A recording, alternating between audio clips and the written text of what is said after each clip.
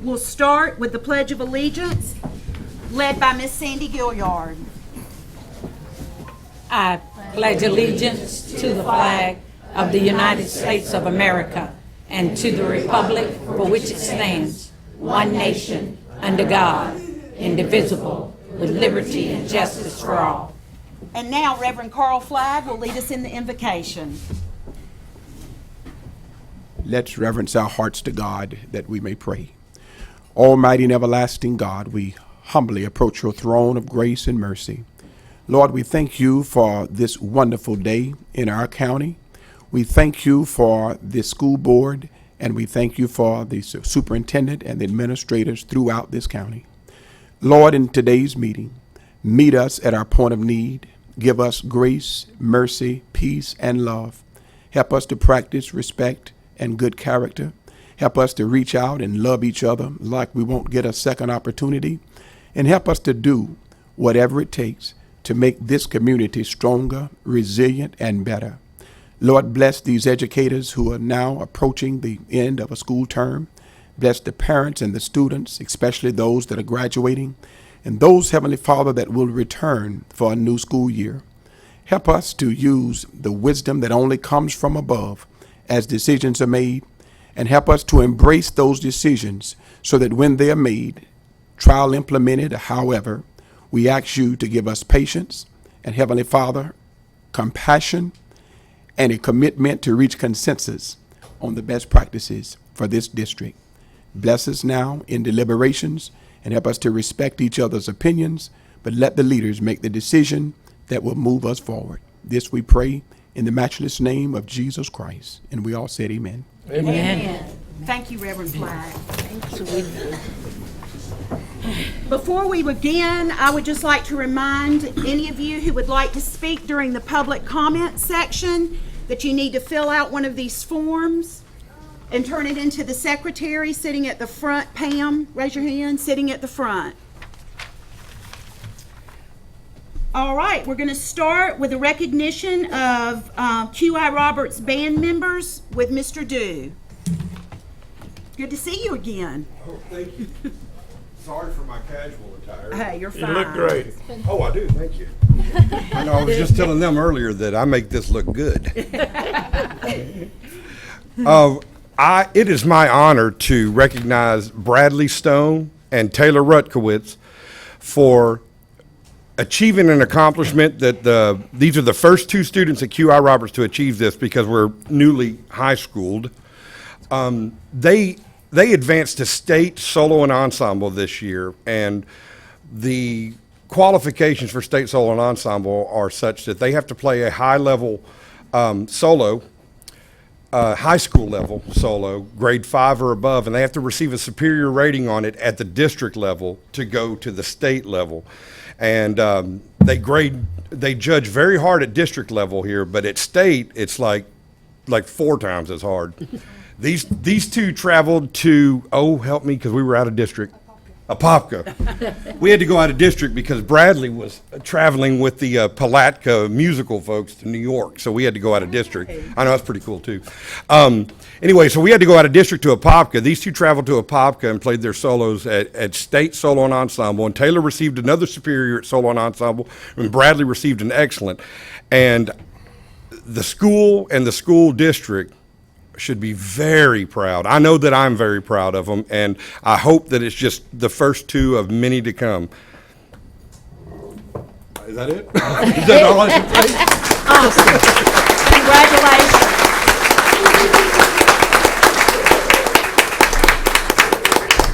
Congratulations. Is Kirk here?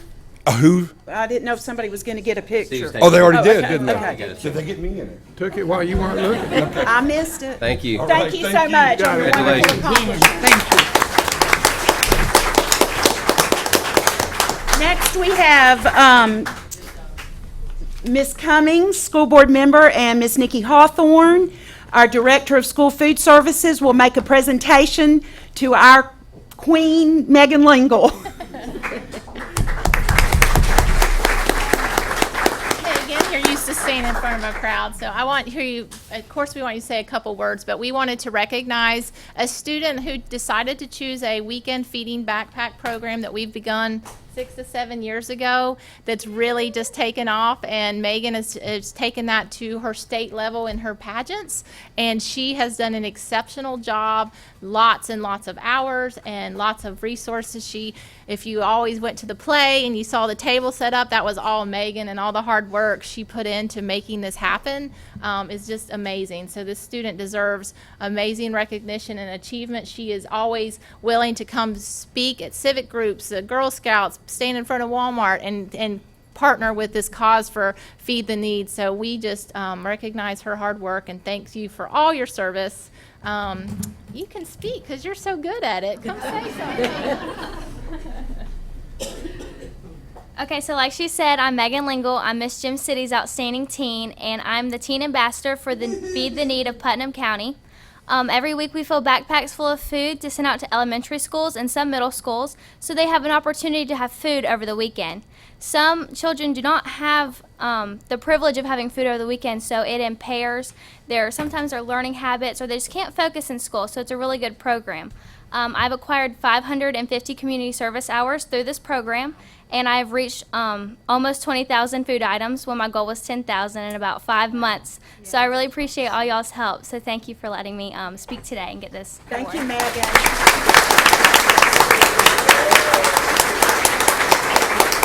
Megan, they're gonna take a picture. In the middle.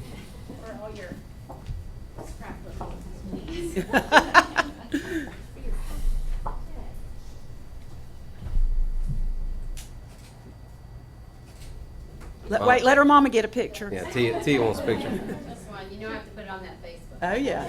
Yeah, thank you.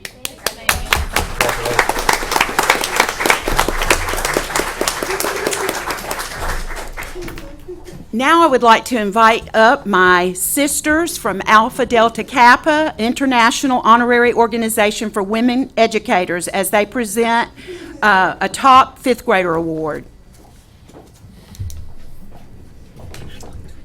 If the ADK sisters will come on and come on up and join us, and then I'm gonna I'll let you guys help pass out as we. Hi, I'm Michelle Michael. I am with ADK. That is a teacher sorority. It's an international honorary organization for women educators. Alpha Delta Kappa builds educational excellence, altruism, and world understanding through fellowship. These are just a few of our sisters that are here today. Some are still in the classrooms teaching, couldn't make it. I'm filling in for Sally Craiglow, which is our president. And we would like to recognize fifth grade students. Our sorority continues to give a scholarship each year to 1 or 2 graduating seniors. They apply for the scholarship and we're able to give those. And we wanted to do a little bit more than what we've done in the previous years. And as probably most of you know, 8th graders, they're recognized by another organization where they get, I think, a check and their certificate for having all A's for 6th, 7th, and 8th grade.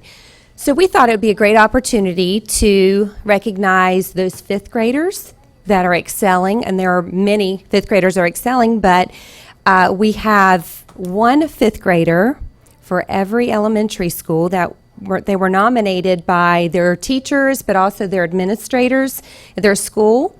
So I think that they deserve to be recognized not only from their school, but here at the school board meeting. So we thought that would be a great opportunity.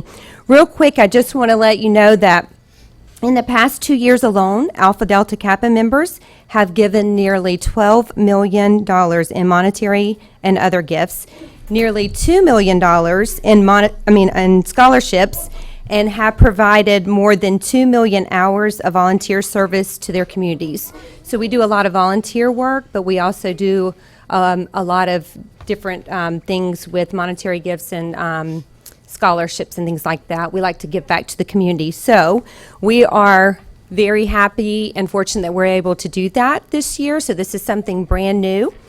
So I will not talk any more about ADK, but We are super proud of all of you fifth graders, and I know family and friends that are here and those representing them with their, here at their school are also equally as proud of them, and they should be recognized for this.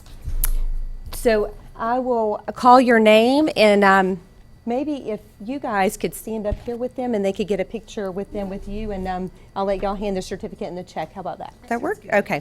So first of all, we have Araya Nicole Clark from Mosley Elementary School.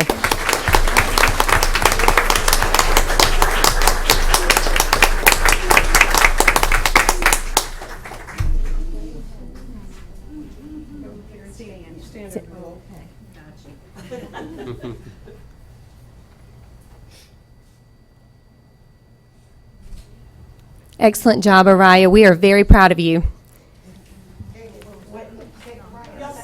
Do a group picture. And I don't know if I mentioned, they are getting a certificate, but they also get a $50 check. That belongs to them. So mom and dads can go cash it for them, but they'll have $50. Barnes & Noble to buy a book. Second, we have Caitlin Arthur from James A. Long Elementary School. Miss Caitlin.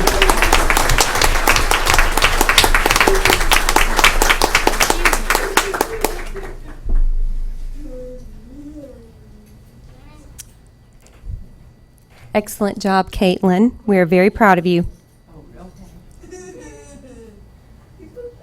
Lance Dollar from Browning Pierce Elementary.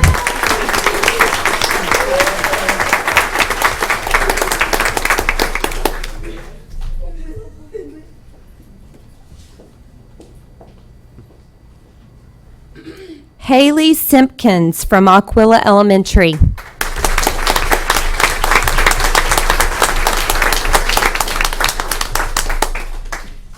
Good job. Noah, I hope I pronounced this correctly. Is it Lotto? Lotto, sorry.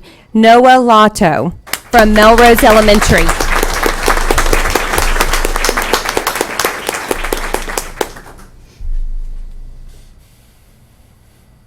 Great job, Noah. Mackenzie Brooke Hutchinson from Kelly Smith Elementary.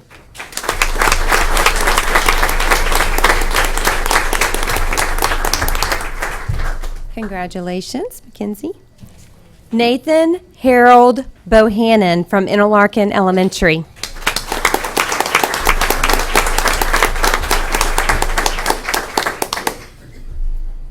Cadence Grayson Carlton from the Children's Reading Center Charter School. Good job, Cadence. Lillian Geraldine Griffiths, Mellon Elementary.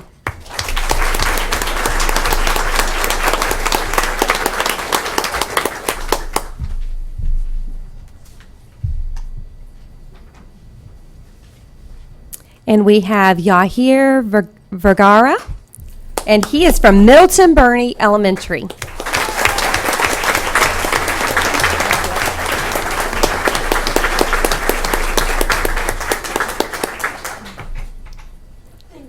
We should be very proud of these students. I don't think they just made an impression on their school or their teachers or administrators just during fifth grade. I feel like this is probably something that since they were in kindergarten, you know, they've always been able to shine above the others. And I think you guys should just continue to work hard and do what you're doing. You're doing a great job. And we're super, super proud of you.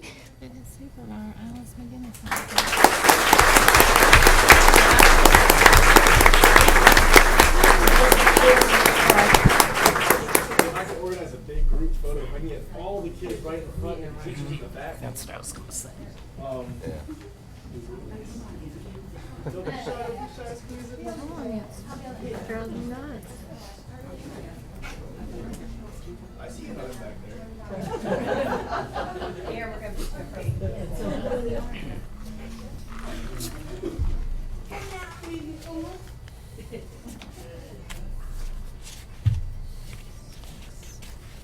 Big smile, guys.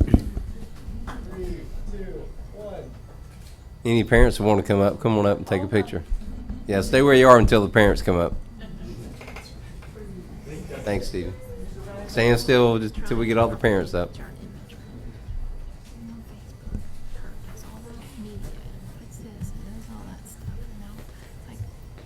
She can't fire him unless she gets told what to do by the supervisor.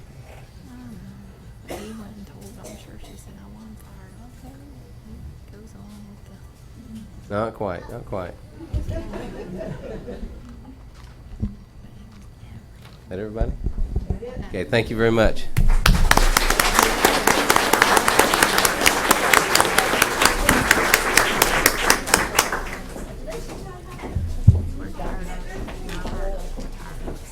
He's made a little change. He has. We'll take a little minute break in case there are people Still got that- one more presentation. Oh, we got one more? Yeah. Oh, yeah, how could I forget Kiwanis? Easily. Sally and Ray and Reverend Jacobs and Mr. Crawford. See a bunch of y'all. Robin. Huh? Oh, Robin's here? Robin Robinson. Is they, Humphreys. Palatka Kiwanis, come on up. Coach Humphreys is here. Oh, he's in that corner? Now he's being presented the check. Oh. Sorry, Bobby. You're like, oh, he's Got to in give that it to somebody. Kiwanis? Look, and he's all shaved and cut and Me now. Hard to know. I This is couldn't awesome. make it Friday because Robin see a microphone now, she's gonna go talking. Huh? Ray, I need one of those I'm gonna checks. send my plate in. I'm sure all the criteria, but And there's Trent. scholarship money, I'm not sure. if I they didn't hang see on to Trent. it You're about to graduate. fade away.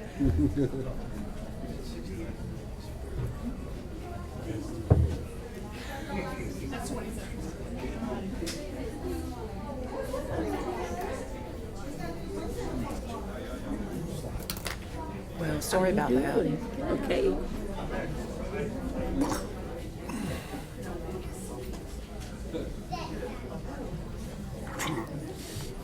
Come on in, Mr. Silcox. There's plenty of room now.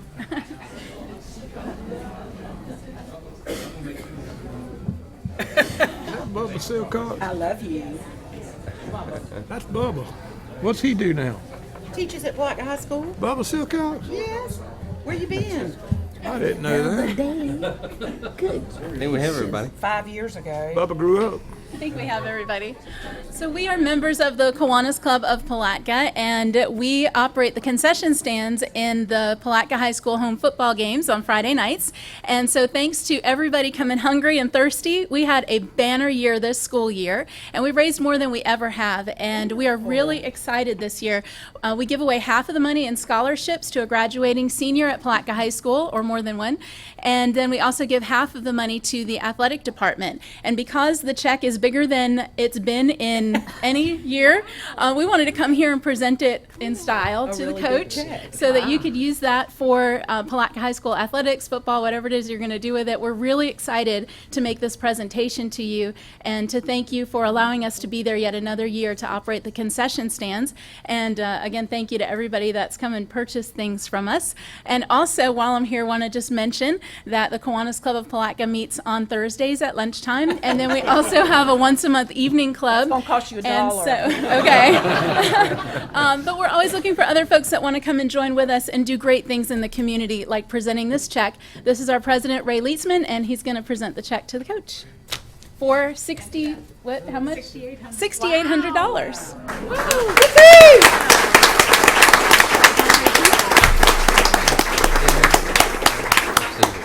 There he is.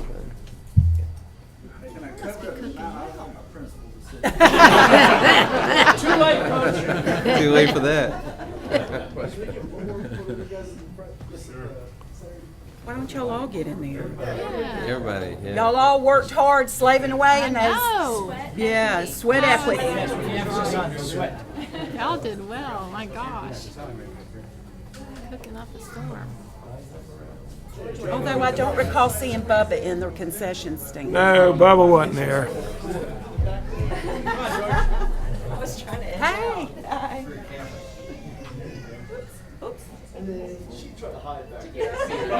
Tagaro, get up front. You're up.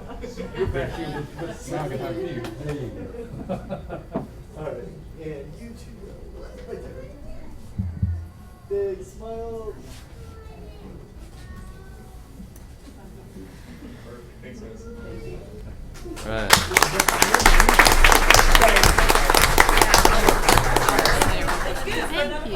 Thank you. Yeah, give it a minute to cover out and make your announcement. Are you up to no good? No. You're up to no good again. Got all those people from all the farmers that summer writing a letter to Dad. Oh, I didn't know, are they? I can see your handiwork. No, not at all. I did ask the superintendent and the board attorney before the public comment section if I could make a quick statement about something concerning, the majority of the public comments are in reference to the change of times for the schools. And so I just want to read something that was done procedurally that I've looked into, and I couldn't talk to my fellow board members about it because it is a sunshine law. So I'm just going to read it, and then we can discuss, or not discuss it, but several parents, grandparents, community members have contacted me concerning this matter, and the main complaint was, why were we not informed? As I listened to their complaints over and over, I decided to look at a statute and consult with FSBA to get a procedural opinion.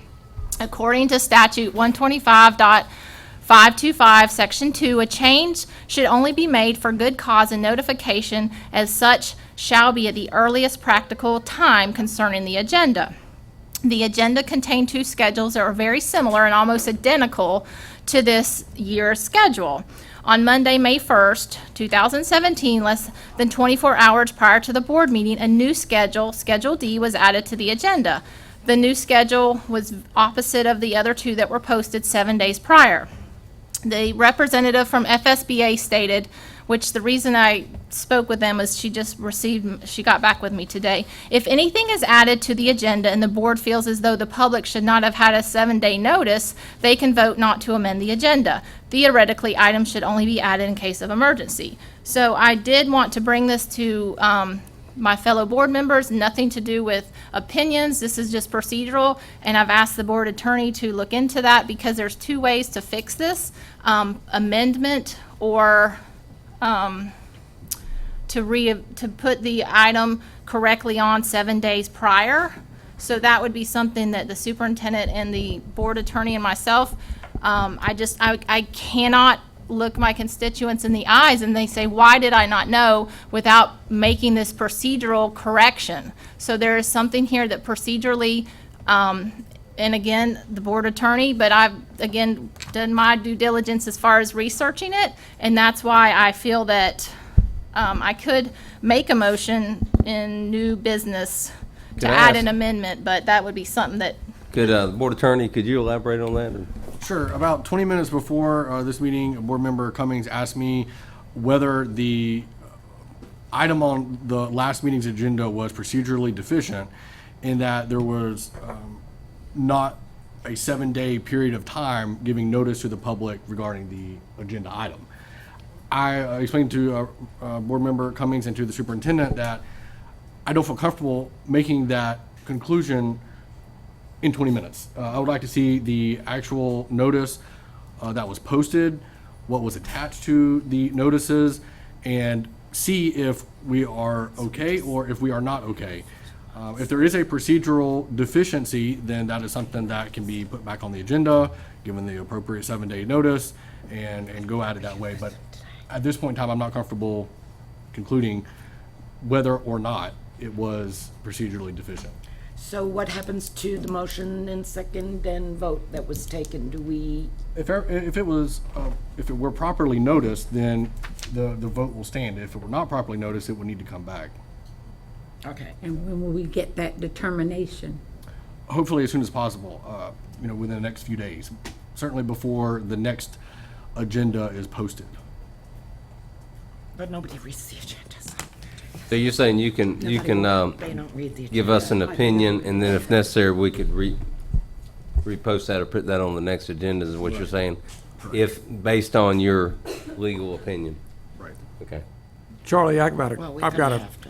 brief question. If it was on the agenda, I wasn't at the last board meeting because I had a surgical procedure, but if it was on the agenda, doesn't that constitute normally public notice? Yes, and I should also mention, I was not at the last board meeting because my kids were being born. Right. So We have an I excuse. just You was and David both. made aware of this potential issue, but if it were on the agenda and it was properly noticed, then there should not be a problem. But there is a time requirement provided in statute and in board policy regarding the amount of time that is required. There are some instances where we need 7 days, there are some instances where 24 hours or even less time can be afforded for various reasons. So I just need to take a careful look at it on an issue that has a lot of import, and we want to make sure we get it right. Correct. Okay, so then what would you recommend we do as a board? Because we want to get it right. We're not trying to, pull anything over on anyone. We want to be within the law. So what would you recommend that we do? I'm asking. Right, so there, one of two things. Either the agenda was correctly noticed, and in that case, the decision of the board is the decision of the board, or it was not correctly noticed, and then it would need to come back before the board. But let's say that and this was a question presented by Board Member Cummings, is even if it were not procedurally deficient, can something be done? And the bylaws and procedures allow for the board to reconsider a matter previously adopted, but that is for the board to decide if you want to go down that route. But in order to bring this back up, and in order for it to come back before the board for a vote, whoever made the motion would have to rescind their motion, is that correct? And interestingly, this is not a matter that happens a lot, where a matter decided upon is revisited. That's right. So that's another issue, and I was able to study a little bit on that particular point, because in our bylaws and policies and procedures, we adopt Robert's Rules of Order. That's correct. And within the text. And Robert's Rules of Order says that on a motion to amend or reconsider or vote on a matter previously adopted, there would need to be a motion, a second, and a vote of the majority of the board. I do not find yet where it says who must make that motion, if it is the person who originally made the motion on the underlying decision. That is something that I would have the ability to research before it would come back, because even if you voted to amend or reconsider today, that's not something that you'd be able to vote on without, again, a proper notice period in the future. I'm under the opinion that somewhere buried in that is past practice. But I've seen this happen over the years, but it always had to be whoever made the motion. But, we'll wait on you to advise us as to what. What kind of position are we putting the entire district in, let alone these parents who really need to know what's going on? If we have 2 meetings in June and 1 in July. I mean, when does everybody want to know when school times are? Director of Transportation, when would you like to know? Well, I mean, seriously. how Today? long- I also how long echo can we that. Play with this. I'd want to know as soon as possible if I were them. Well, that's why we did what we did, but Okay. can I? I agree. I mean, I think that is something very important for the board to recognize, that time is of the essence for the sake of the district and the other constituents involved, that this be a matter that is expeditiously handled. So as far as you're concerned, I made the motion. If I wanted to take the motion off, and the person who seconded it today, we still can't revote today. You would not be able to Right, because it has revote to be today. noticed. Well, if we notice for next time, I can wait till then to take the motion off. Or do I don't know what the rest time of the frame, board yeah. wants to do, but I just want to move it along. Whatever we're going to do needs to be done and decided on as soon as humanly possible. Unless Now, I thought we had done that, but obviously not. the majority of the board has changed their mind, I don't know that there would be And I don't think it matters how their mind is, it's just procedurally correct. And that's where I'm concerned, is following procedure. And when it was added 24 hours in advance, the Schedule D, and that is confirmed with an email, that's all I'm saying, is give the 7-day notice that should be advertised correctly. And that's my whole concern. I don't care anybody's opinion on how they vote, that's up to them. It's just a matter of following procedure correctly. Otherwise, believe me, I haven't slept at night thinking about if I want to bring this up, because it is a very uncomfortable for everybody. But I don't feel that not following procedure, even if that perception is true, I don't like that feeling. I want to make it right. I want to make sure that Schedule D is properly on the agenda for 7 days. That's all I'm asking the board to just reconsider And that. that's fine. And I think we need to wait until we hear from Charlie. Absolutely. I would request that we schedule a meeting 7 days later, if possible, so that we Next can Tuesday. resolve this. Once Charlie's got his answers for us, that we schedule a special meeting just to handle this. You're talking about emergency meeting? Emergency meeting or special, it can be a special meeting. A special school board meeting? Special school board meeting requires the 7 days notice. That's what we want to give them. So I would call it a special meeting, not an emergency meeting, which is where you can get into the less notice. But a special meeting for the purpose of deciding on the school calendar as soon as possible after Charlie comes back with his answers, assuming Charlie says there has been some procedural problems, let's redo it. Does that sound right? Is 7 days sufficient? Notice? Yeah. No, for Charlie. I mean, No, I'm not giving I'll Charlie hopefully be able 7 to days. conclude as soon as possible. Okay. Yeah, no, I'm not giving Charlie 7 days. I'm saying, Well, I mean, if he Charlie might have comes, some big case coming up that he couldn't spend time. We'll make this a top priority. Okay. and he has no You'll communicate with Why the don't we just board vote today? as soon as possible. Once we get the answer back from Charlie, I'm saying it's gotta be 7 days, so that the public has 7 days notice before Gotta the give them the meeting. 7 days notice. Because- And maybe Procedurally the incorrect. Is Daily this News something we could put need to it vote in. on? No. I think we're just agreeing to wait to hear from Charlie and then special. Here's the kicker. If Charlie finds out everything's above board and done, Then we don't it's, need then them. we don't, then it doesn't come back. And that's Right. fine. Now that it's been brought back, are you suggesting that it be revoted on No. today? You're not suggesting that, Ms. Cummings? No, absolutely Okay. not. No. We couldn't anyway, because that defeats the purpose of the procedure, the Well, but 7 day gives them notice. enough All I time. care about is the 7 day notice. And then that would be, then I can look my constituents in the eye and say, we did what we were supposed to do. I have no question about that. It's done procedurally correct according to 120.525. Well, and I would also like to add, that's why it's very important that our constituents read the agenda for every Absolutely. board meeting, because you never know when something That's right. this important is Right. going to be on the agenda. Something I always Wasn't- did when wasn't- my kids were in school. I didn't read it, but wasn't it on the agenda? No. Yes, but it the- was, Well, the Schedule the D. third A schedule. and B. A and and B, B yeah. were the choices, and they added D the day before, and D is the one we selected. Okay, but D didn't hit the agenda. Not Not until until the day 24 before. hours in 24 advance. hours After in the advance. principals meeting was put on.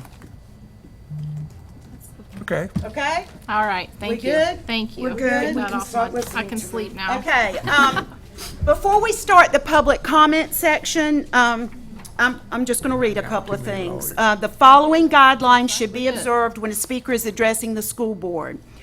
You need to come up to the podium.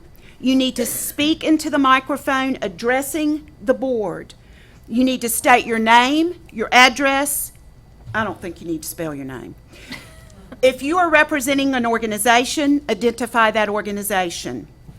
You will limit your remarks to 3 minutes. We have a timer that you will be able to see up on the board, up on the TV, and I will notice you within 1 minute. I've already said that. Members of the audience are requested to refrain from audible comments and/or applause during the meeting. Do not indulge in personal attacks while speaking. The board chairperson will terminate any speaker's privilege to address the board if this rule is violated. The board does respect, and we take your comments seriously. However, the board reserves the right to not immediately make comment or take action on your comments. Okay, so we will start with Miss Phyllis Stoneman. She will be speaking about school start times.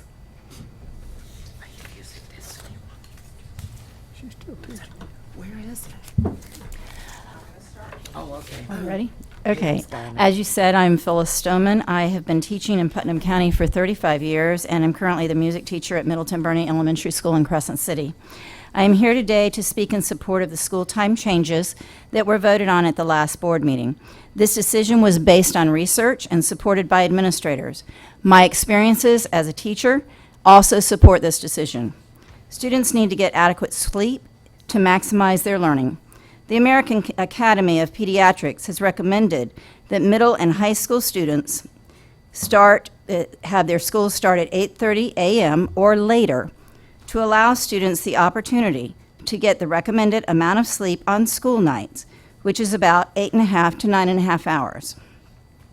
Insufficient sleep is common among high school students and is associated with several health risks, including being overweight, drinking alcohol, smoking tobacco, and using drugs, as well as poor academic performance. As a teacher, I have seen the effect on students at the high school starting early and the elementary school starting late. When I taught intensive reading at Crescent City Junior Senior High School, many of my students were struggling to stay awake during their first period class. Research shows that the circadian rhythms change during the teen years, resulting in adolescents staying up later at night and sleeping later in the morning. By starting high schools later, these students will be more rested and ready to learn. I have spent most of my career with elementary school students. In the afternoon, they get very tired, and at times a student has even fallen asleep sitting in a chair. Young children naturally wake up early and are more eager to learn in the morning. One of the concerns I have heard is the safety of young children waiting in the dark for the bus. Personally, I believe an adult needs to be waiting with their young children, whether it's in daylight hours or darkness. District administration is looking into possible solutions for another parental concern of providing after-school care for elementary school children.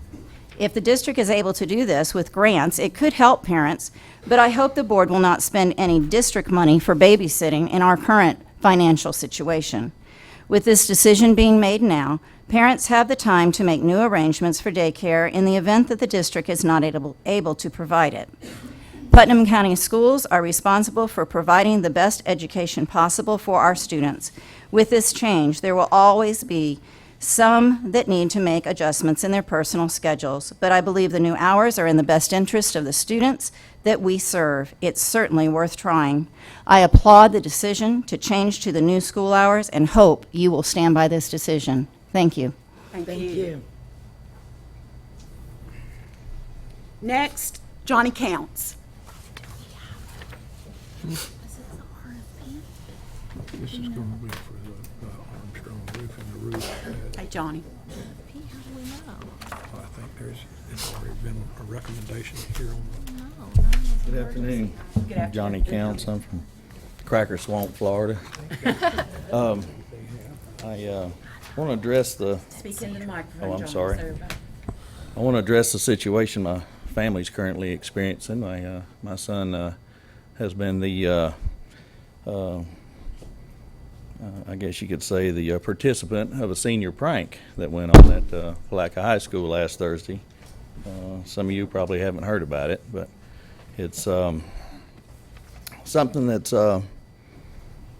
concerning me is the response that I received as far as how it was carried out. The only call I got was to notify me that my son was being hauled to the sheriff's office for a prank that he committed. Had several charges filed against him. We've been working on that, trying to reduce that. It has been, seems to be, I don't know how you would put it. I feel really hurt because we were not involved with anything to do with it. We were not called in to come in and discuss it with the school. We were not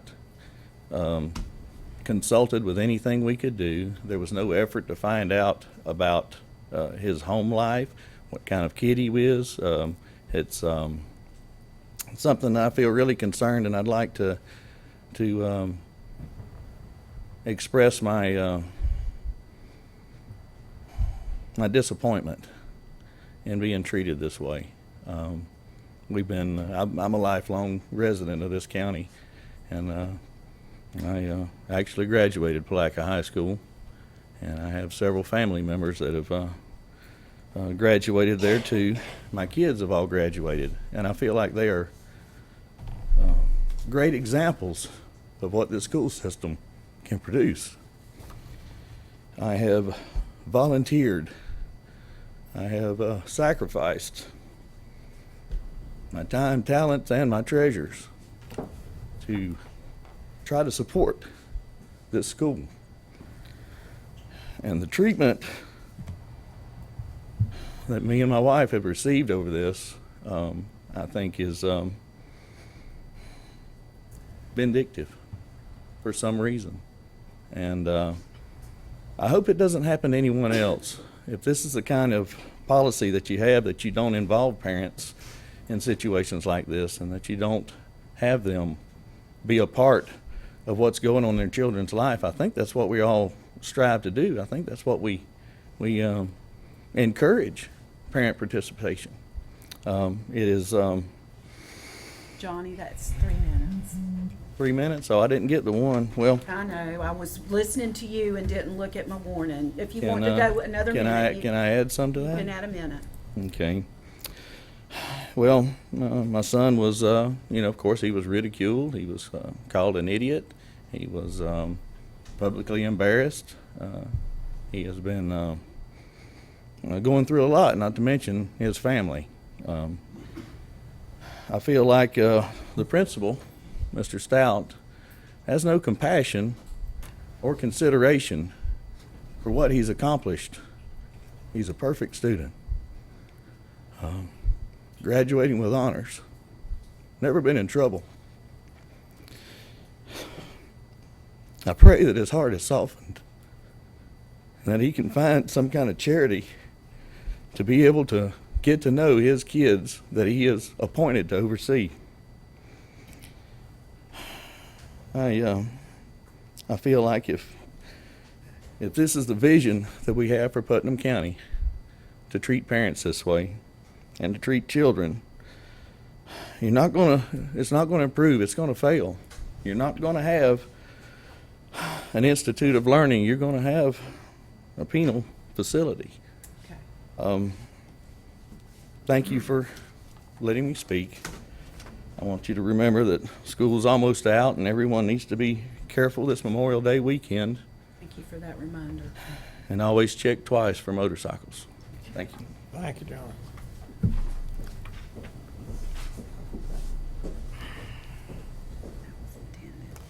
Next, we have Tina Kaminsky.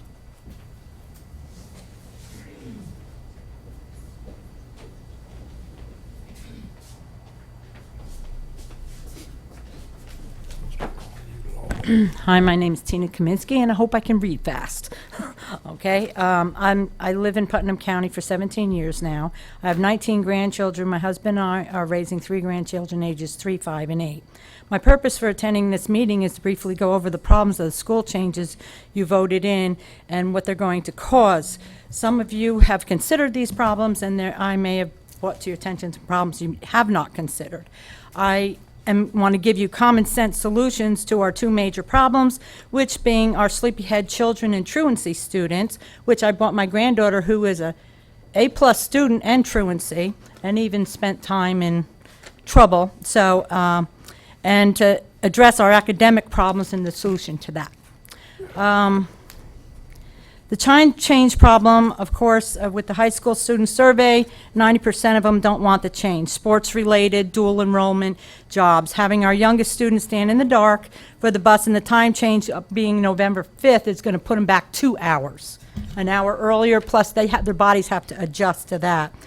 In this day and age, parents don't leave or trust their kids with neighbors. We don't do pajama parties anymore. These things are left back in the 70s when I was a kid. Crescent City High School has a problem with children being dropped off early in the morning because their parents either have to work in Palatka or St. Augustine. Now they're going to be dropped off 2 hours earlier, and they're going to have to address that problem. Since the high school students would return home later, of course, someone earlier addressed the problem with daycare after school. Okay, I don't know if you know, but it's approximately $70 a week per child, which is $480 a month. If someone has 2 children, because they're older siblings in the high school and going to get out later, it's going to cost them $560 a month. That is a big burden. Some parents may have to quit their jobs because they're not going to be able to help them. I called Episcopal Children's Services regarding this problem, and 1 minute. Huh? 1 minute. 1 minute left? Yes, of the 3 minutes. Wow. So you don't want the solutions. What part do you want me to Well, I read? explained that at the beginning, that you had 3 minutes. Wow. I've got 3 minutes to change what you're going to do to me in a lifetime and to our community. That is really sad. That's really sad. I'll just close. The board can, I mean, if you have a solution and we say, okay, we can give you additional time, it's something we've done in the past, but we have to agree as a board. And I understand there's 6 more, but, I mean, if she has solutions, we should at least let her speak her solutions. Well, one of the problems with the high school students and the truancy, to put it all in a nutshell, has to do with cell phones. They sneak them in school, they hide them underneath their pant leg, and the media, they're in this mass media. My granddaughter sometimes doesn't go to sleep till 4 o'clock in the morning, and then they drag into school. It's not just the cell phones, but it's the laptops and it's the media thing that's doing it. So what can we do about it? We could make it so they have to put them in their lockers when they get to school. We can make it so they can have it lunchtime and so on and so forth with that. But we can also have an alternative school, because I've been in counties that have had alternative schools so that the children can graduate and they can work at their own speed. Okay, you do have one. We have one. Okay, well, maybe it needs to get a little bigger. But anyway, to fill up some of the children that we're having issues with, they should be disciplined for that, because when they go to college, they're not going to change the times for them. When they get jobs, they still have to get up early in the morning. So what kind of routine are we putting them on? Also, during the academic problem, if I can say real quickly, because this is amazing. Okay, when I attended schools in Bergen County, I was a C student all my life. My parents drove school buses, and they just graduated school. So I didn't have someone teaching me or helping me with homework. So I decided I was going to go to college. In the first semester, I struggled. I said, you know what, these smart kids must know something I don't know. So I got a book out on memory skills, okay? And I read basic memory skills and study skills. I got A's after that. It changed my life. My daughter was failing in school. I taught her that, and the teachers were running at me at the hallway. What did you do to her? Okay? So, and then I had 12 children in church, and they were all failing in school, and they were classified, okay, special education. And I taught them that in an hour and 20 minutes, and do you know, they were declassified within 30 days and put into mainstream school. So I cried for a week. I could not believe that happened. When you're looking at St. Johns County, comparing it to Putnam County, per capita, you would have more educated parents out there, because it costs more to live there than here. So those parents are automatically teaching their children how to study. But what my point is that these children are lacking in these areas of knowing how to even say, read chapter 5 and you're going to have a test on it tomorrow. Where do they even begin? I used to just read it and then hope that I got all the information. But there's patterns and methods. You have 1 minute. With reading and with reading comprehension, memory skills, how to study definitions, how to write essays, how to take notes, and how to study for chapters. This has all got the same pattern method that they could use that would take me a lot longer to explain. But when you teach a child how to, they're more apt to be able to do it and do it very well. The in my case and the people that I have taught this to, their performance was extremely better. It wasn't subtle, it was extreme. And I'm just saying that I think we should probably consider the fact that a lot of these children who are from uneducated parents might need to know that, and that would bring our scores up. Did you tell me, excuse me, did you tell me you had a granddaughter that sometimes won't go to sleep until 4 in the morning? Right there. Yep, I'm on her. She's one of our students? Yes, she is. Well, if you can't get her to go to sleep, how? Oh, are you no, gonna she get- doesn't live with me. She Oh. lives with her mom. Okay. I'm the one who yells at them all the I was just time, you know, and curious. I'm like, yeah, you know, I tell her mother, who's educated also, that you need to get on her about that. But when I talk to her, she could tell you stories. But I agree with you that we have a disproportionate amount of parents that do not have skills to be parents. And that has been a concern that I've had for a long time, which makes us an anomaly when it comes to counties in the state of Florida. Right. It doesn't excuse the fact that parents should be parents, but that has been my concern since I was a principal, since I've worked in the school district and been a school board member as well. So, you know, you hit some very solid fundamentals on the book. I mean, we can argue starting times till the day the cows come home. There's good value in starting early, and there's good value in starting late. Just depends on what study you read. Right. But I wasn't here when this went on, and I don't know that it would change even if it came back for a vote. But you say you have 19 grandchildren? Yes, sir. Well, Ms. Do they- Kaminsky, Do they attend our schools? Not all of them, no. I'm a mailbox grandma for some of them. Okay, I was just curious. Kaminsky, I'd just like to say, all of the solutions that you've mentioned, I don't know any of our teachers that don't use those. Yeah. I taught for 25 years, and, well, that, In one patterns shape of or manner or threes, form where- that our brains can only yeah, take in patterns most of teachers- threes. Most teachers use a variety of those, a variety of them. I Okay, haven't thank you found for that, your- but. Thank you for your input. Thank you for Thank speaking. you. Okay, next I have Shirley Basil. Shirley who? Shirley Basil Basil. from Interlochen High School. How are you, Shirley? Hello. Hi, Shirley. Board members, Superintendent, Mr. Sorensen, I am Shirley Basil, 114 Swamp Drive, Hawthorne, Florida. My daughter goes to Interlochen Elementary, and as a parent, I am very concerned about this change of hours, not only for my daughter, because I will be able to handle the change between her father and I will be able to manage and find a solution. But not everyone in Putnam County is able to come up with a solution like her father and I are able to do. There's a lot of people, a lot of students, a lot of little kids. A lot of us have seen it, where their parents leave them by the bus stop, 5, 6 years of age, no supervision. And we know we have those parents in Putnam County. We know that.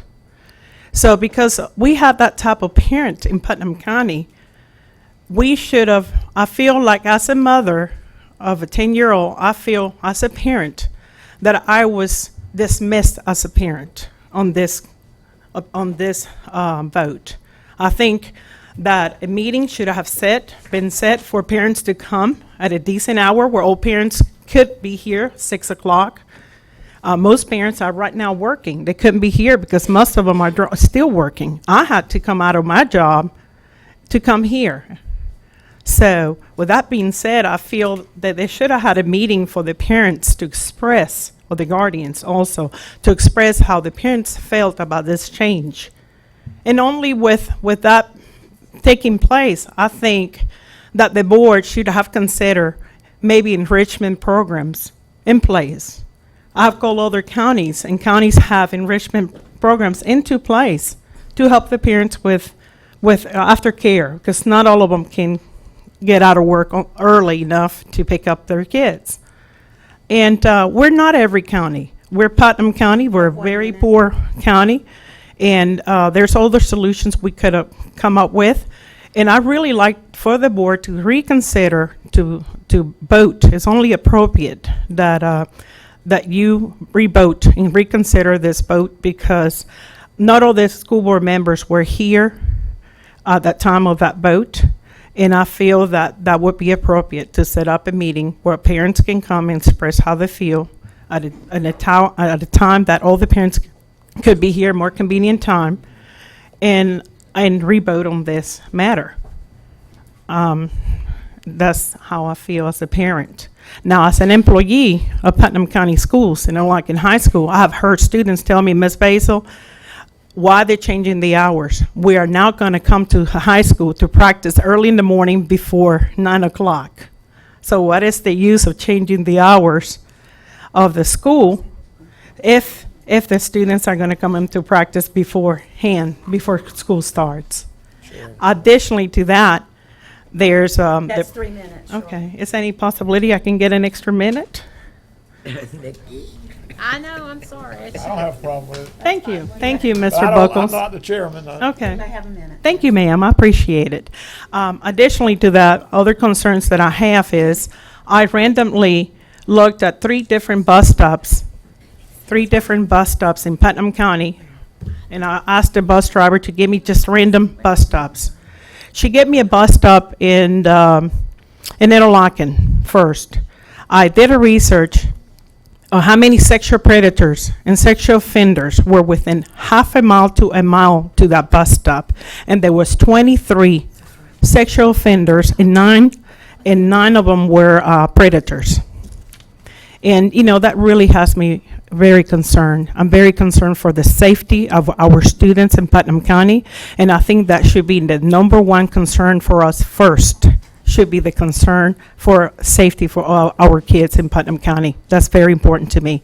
And if you could reconsider to vote, please, and listen to the parents and see where we come from with our opinions and our feelings and how this is affecting us, because it's going to affect us all in different ways. I appreciate that. Thank you very much. Thank you. Thank you. Next, we have Monica Thomas. Really? Yeah. Yeah. I did. Hello, good afternoon. My name is Monica Thomas. I live at 108 East Relham Drive in Palatka.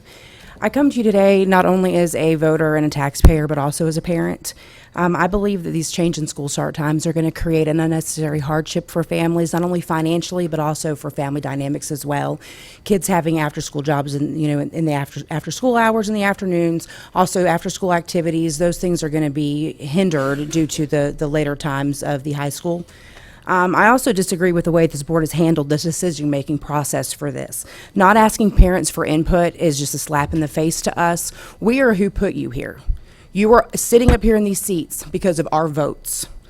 Asking the high school students for input on whether or not they'd like school start times changed and not sending anything to the elementary and middle school students, that's just unacceptable.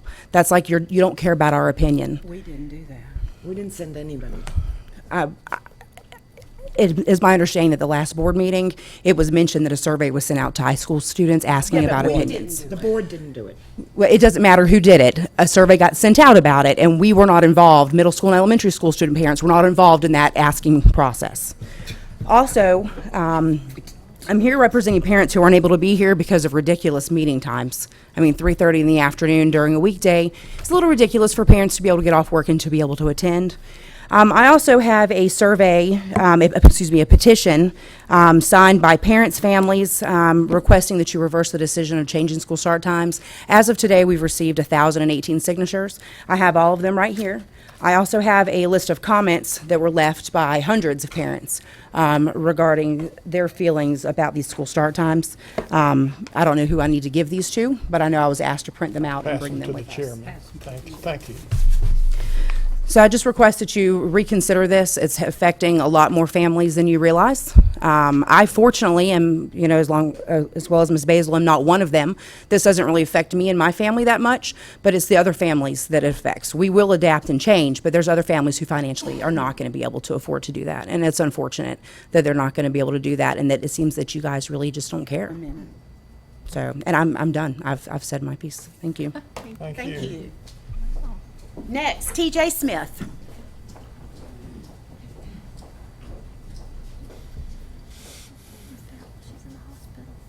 Who? Weezy. For what? Weezy's in the hospital. Huh? Weezy's in the hospital. Yeah. Oh, I didn't know she was in the hospital. Yeah, she's in the hospital. I can see you. TJ Smith, 110 Cat Bay Lane. I come today as a parent also. I'm worried about the safety of the kids. That's a huge concern, but I'm going to go a little different route. We have a lot of farm and ranch kids. I was lucky enough to grow up on a ranch. I got home, worked with my dad in the afternoons. A lot of parents, their kids learn in school. School's very important. My child's in the Excel programs, whatever, but he learns a lot at home too, and it's very important to me. I mean, the way I see it, and I hope a lot of other parents, we don't have them that long, and that extra hour in the afternoons, hour and a half, whatever it may be, during the wintertime, they get home just in time to go to bed or to go inside and out of the dark. And I value my time with mine. I work. I left before daylight this morning to be back here now to do it, and I do that on a regular basis to be back to spend time with him. But like I said, the safety is definitely a big one, but there's so many parents here. Our county's different. I agree with Mr. Buckles. We're different. I don't know where the surveys are taken. I'm assuming probably more urban areas than here. But we're different. This is a different county. For every survey you read one way, you can find another survey another way. It's of any kind, of any subject you want to talk about. But like I said, my main concern is for the students and the parents are able to take time with their kids, and that's taken away from. The day's been sliced in half. There's not enough to do in the morning. There's not enough time to really do with them in the mornings, and there's definitely not enough time to do with them in the afternoons. And like I said, just a little different perspective. But that's it. Thank y'all. Thank you so much. Thank you, TJ. Next, Holly Gallagher.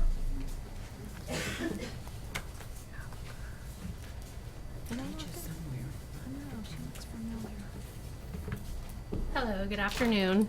Holly Gallagher, Interlochen Elementary School. Also, I wanted to come today to speak in support of the school time changes. I'm a community member, a mama, and a teacher. I want all of Putnam County students to have success in schools, and I feel that the time change for the schools is a step in that right direction. There are ample amounts of research to show how these changes would be beneficial in the ways in which the brains of our youth will benefit.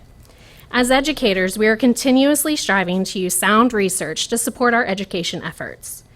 I would love it if as a community could find some positives in change and work to think positively. It will force families to get creative with scheduling. My family just today had to get creative with me being here. My husband, also a teacher, is in a workshop. We have some after-school activities for our children.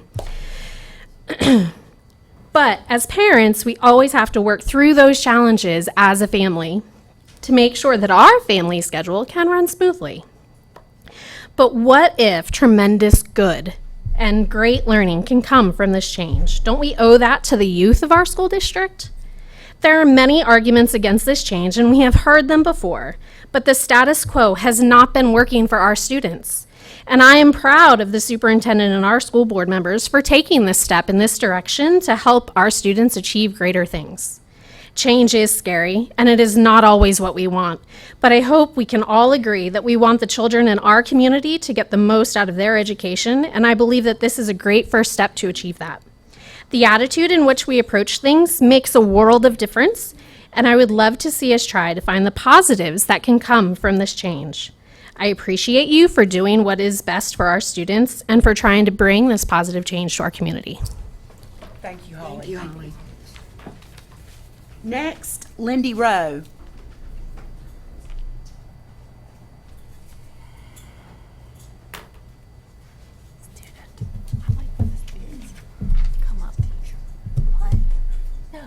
Don't be nervous, but you need to pull that microphone down for you.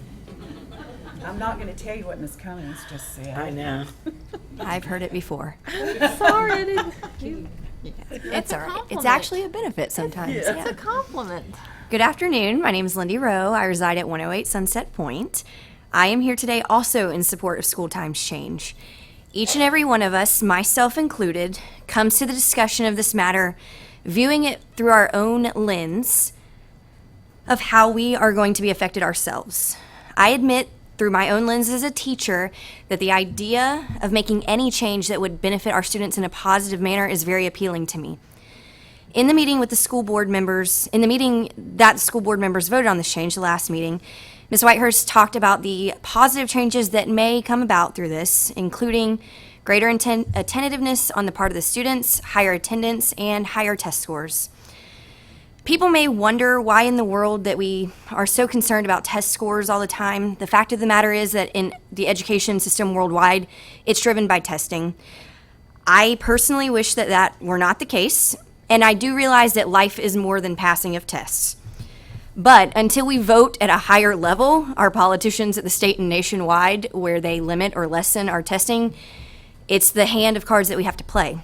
Right now, as of what I can tell, we sit number 66 of 67 in the state of Florida, and so I would venture to say that we should possibly look at some changes. I understand that people have different reasons for opposing the changes. I know that it's idealistic to think that we would all agree and that this would solve all the problems. It's not going to. However, I would ask that you think back to why you voted these members in. And the promises that they made regarding your child's education. They promised to do everything that they could in their power to give your children the best education that they could. And I stand here today believing that they are truly and honestly trying to do that. I hope that in the near future, when the decision of the matter is finally closed, whenever that is, that we move forward together, I echo this, as a team to bring the best education that we can to our students in Putnam County. Really and truly, I believe that the only way forward out of this poverty is through a better education, and that's not going to happen overnight.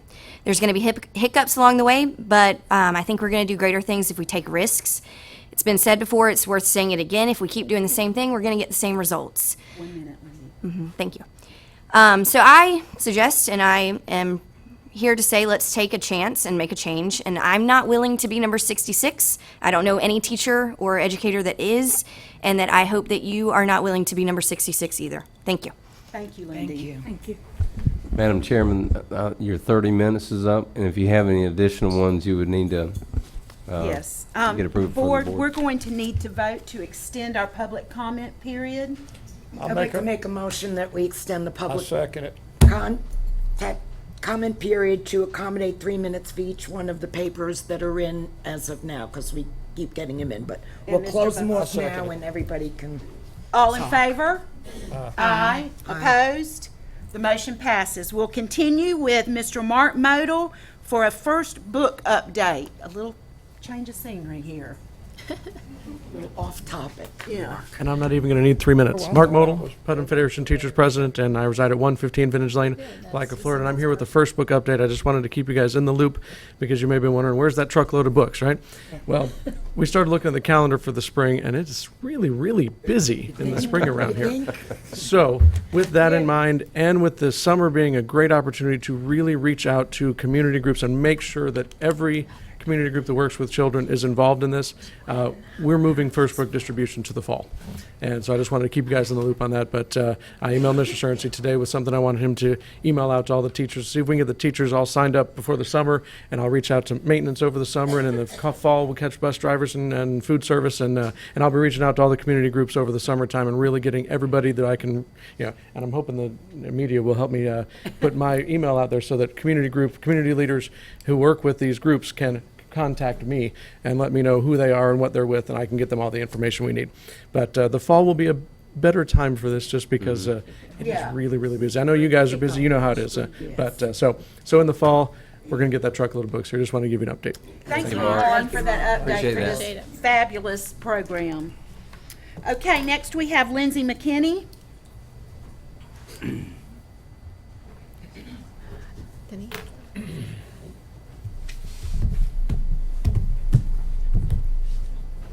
Oh my goodness, that is Lindsey Brandon. Don't start picking on me now. Okay. How are you guys today? I'm Lindsay McKinney. I reside in East Palatka, and I'm the owner of Academy of Rising Stars.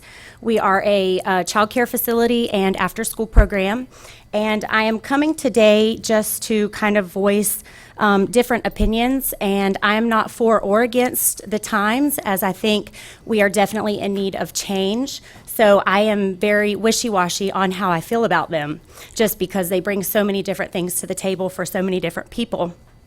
I would definitely say that the school board time is very hard for working people. I am missing out on teaching my baby class right now, and it's very hard for me to leave to come to the meetings just to be in the loop as to what's going on. And I think even throwing out a later meeting every so often to run over things would be a great idea for people that are at work. Voting on schedules is something that's very important. I am a state-funded facility as well, and so when I send in my VPK paperwork, there's been times where the schools changes times, scheduling, things like that, and I've already submitted everything into the state. I have to go back and resubmit all of that paperwork. So that can be very frustrating. So as you were saying earlier, the earlier we know what's going on, not just parents, but other people in other realms of education, it's very important to us. My facility cannot operate on getting paid from the state in the back end, which is 3 months after we've already rendered our services. So I have a deadline, which is in June, to submit all of my paperwork for the 2017-18 school year. And if I don't get that in, I don't get paid at the beginning of the month. I get paid 3 months behind, and I can't operate that way. Transportation, it was voted on with the school times. All of the elementary schools are starting at the exact same time. I operate one van, and I cannot make it to all of the schools. I've operated 2 vans 4 years ago for one whole school year, and at the end of that year, I sold the second van because I might as well have just depleted the program because it became completely non-profitable for my business. And so we are trying to do our due diligence in helping get children to school, picking them up from school, and the teachers that are waiting on us at our last pickup are having to wait 30 to 45 minutes on us, and that's not fair to those teachers either. So just considering a change in all of the elementary schools in the city, they're all starting at the exact same time, and that's very hard on us as child care providers, especially with not getting any bus help whatsoever. 1 minute. Yeah, sorry. We don't service elementary school kids. We have an abundance of parents calling us, will you be able to take middle schoolers to school, that type of thing. That's an issue for us. We start at 2:45 in the day with our dance program. I try to be done by 6:30 every day. My high schooler kids, it's going to put them there dancing later, and us doing, I have a 3 and 4-year-old at home. I don't want to work later than 6:30. Most dance studios are open till 8:30 and 9 o'clock. I can't do that. They need to go home, they need family time, they need dinner, they need bed. I believe research shows that sleep hours are important for all children, 5 and up, not just high schoolers. So I consider if we're going to start school later, research shows that even the little ones need the sleep. So we should be trying to do something after 8 o'clock for everybody, because research shows that they all need the extra sleep, not just the high schoolers. And I think ultimately it comes down to parents enforcing bedtime, academic requirements, behavioral requirements, and there being repercussions to your children, because if they don't enforce it at home, we're not going to get it in the school system, whether they're coming to school at 9 or they're coming to school at 7:45. So, thank you very much. Tell Justin hello. JJ Pennington. JJ. See the cake lady? Is that how you buy your cakes from all the time? Oh, okay. Hello, JJ. Hello, I'm JJ Pennington. I live out in Barden, 121 Providence Church Road. I'm here to talk to you about the time changes. I have a little one in elementary school. She goes to the charter school, so I'm not really affected as much with her about the time change because they're not changing their hours. I've been informed today. Not sure if that's correct. I hope so. But the high school change is going to affect my family dramatically. My son Cooper is almost 18. He'll be a senior this next coming year. We rely on him to have an after-school job. He right now works at a feed store that only stays open until 6 o'clock. So he still has that time from the time he gets home to get his homework done, his chores done, and all of that, before bedtime. being that he is a 17-year-old, you tell him to go to bed at 10 o'clock. You may look in there at 11 o'clock and he's fiddling. You have to take the phone away. So I agree, we have to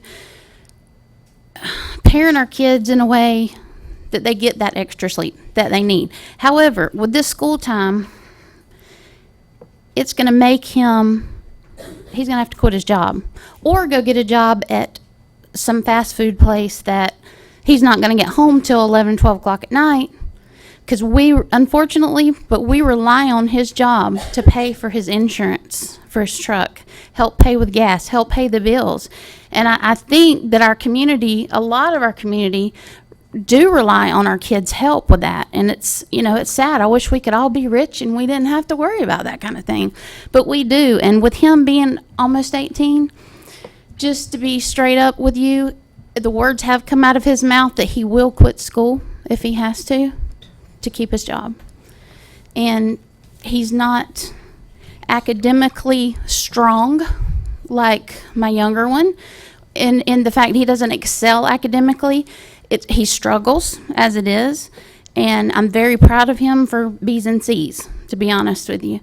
But if he is pushed, and if this goes through, I'm either going to have to do the homeschooling, so pull him out of school system so he can keep his job, or I'm afraid he's going to quit, and I just don't want that for our kids. I've heard that from, I'm one of the leaders of the high school bass tournament team here in town. So many of those kids are going to be seniors this year, and I have 10 kids that told me we will quit school, Miss JJ, and it's sad. It breaks my heart. And even if you could just please reconsider the high school times, just please reconsider leaving them as is, if possible. He does not. People have talked about the work, getting off early for the work program. His academics will not allow that because he's not at that. He's right at a 2.0 or right below. Well, he can still do that. I was told in a meeting yesterday he couldn't at the high school. So that's another thing. Well, So, okay. thank you very much. Tell Rudy hello. I will. Okay. Okay, next I have Sandra D. Causey Lagachi.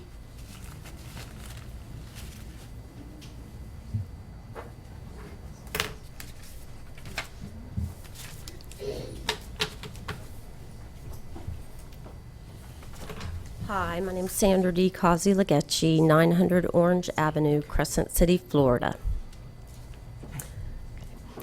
First of all, I'd like to thank you for voting to extend the meeting. And I come to you today not about the school hours. In fact, I thought long and hard of whether I should even bring this to the school board. But I've always believed in speaking up and speaking for what is right. And my late father, Dee Causey, who passed away in 2012, taught me to never give up and to persevere. And I believe that what I'm speaking about today is the right thing, not only for my daughter, but for other students who might experience this problem. I was a graduate of Crescent City Junior High School in 1998. Both of my parents were. And I was also a former teacher of the Putnam County School District since 1997 until I had to take over my dad's farm when he passed away. So I'm coming to you as a former teacher, as a former student, and now as a parent. My daughter and my son have both been in the public school system in Crescent City for their entire school career. My daughter has completed all of her graduation requirements, and her last year, her senior year, which is this year, she took English 4 online at Florida Virtual. I had no idea and never even fathomed that she would not be able to walk with her own class in her graduation ceremony.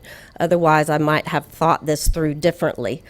Graduation is supposed to be a time of excitement, and I'm sure everyone in this audience supports graduation. As a farmer, you plant a seed.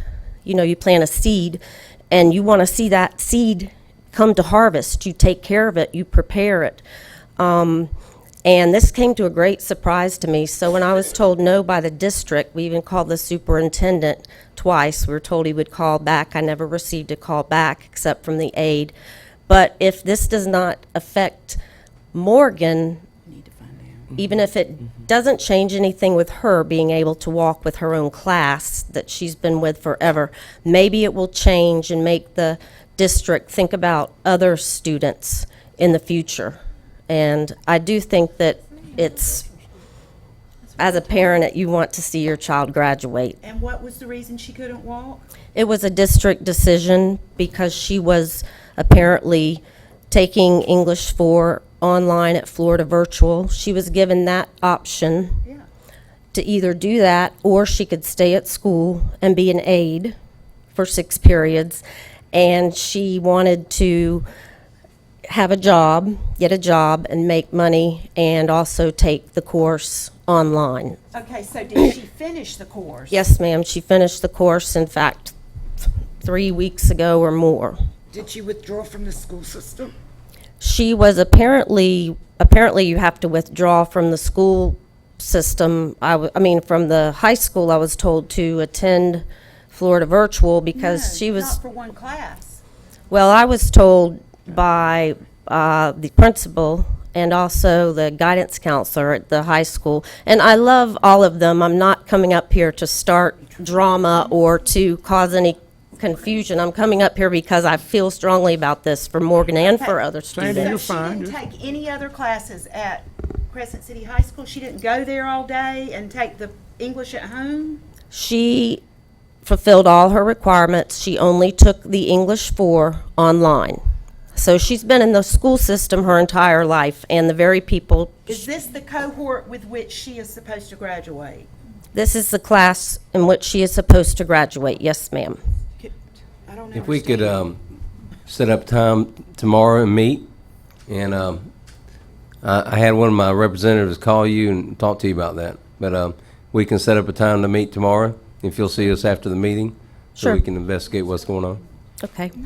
Thank you. And it's a point of order, if board attorney, if the board has any comment to say, you know what, if there is a policy, we want to override it, is that even a possibility at You this can, point? the school board can override its policy. Oh, and I'm not the attorney. That is true. You told me, you told me to get legal counsel. Okay.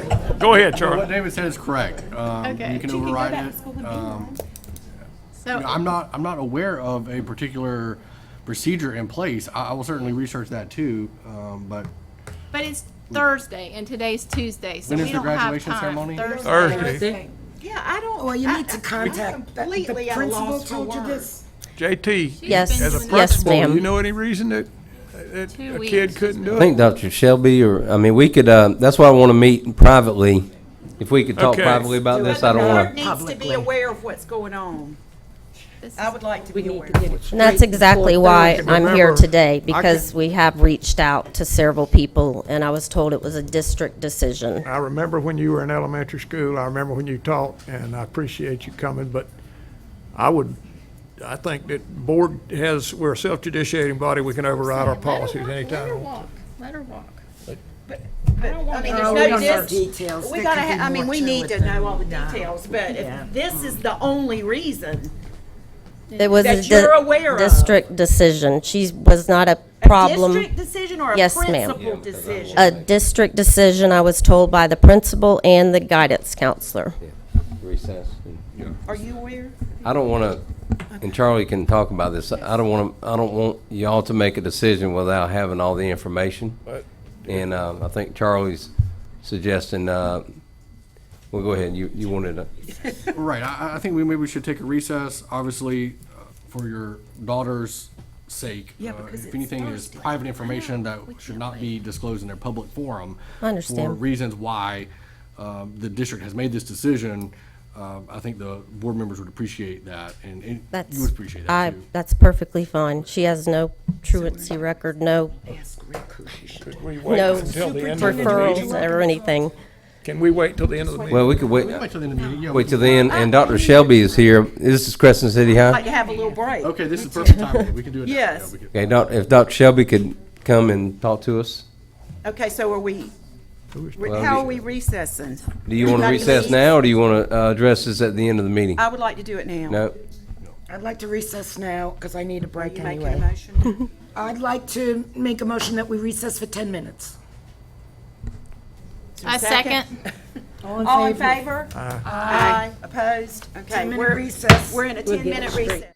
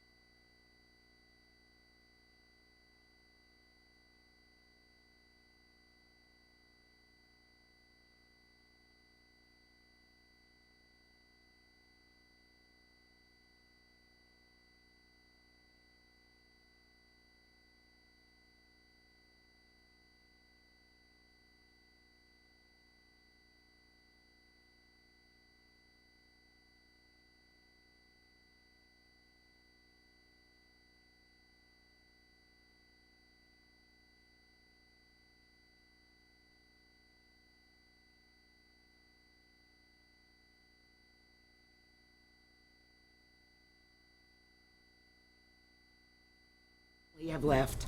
There is a huge difference between surveys and data. Our decision has been based on data. Years and years and years and years of collected data from all over the country. I beg to differ with you, Mr. Buckles. You can't find data to refute this. You can find a survey to refute it, and you can always find a survey saying this and a survey saying that. You didn't know what we're talking about, But sorry. this data is irrefutable about school times, and that's just what I want to say. Data versus surveys. They're a whole different ball of wax, and we based our decision on data, not surveys. Madam Chairman, can I make a comment on our meeting? Absolutely. Yeah, recommendation. The student in question is actually an adult, and there are some confidentiality issues that we do not want to bring out in a public forum. Okay. So I'm going to ask that the board defer that to the administration to meet with the individual, the 18-year-old adult student, tomorrow. We're going to ask that student come in, and we will meet and render a decision at that time, because we don't want to bring out information in a public meeting that. So we won't have any say-so with that.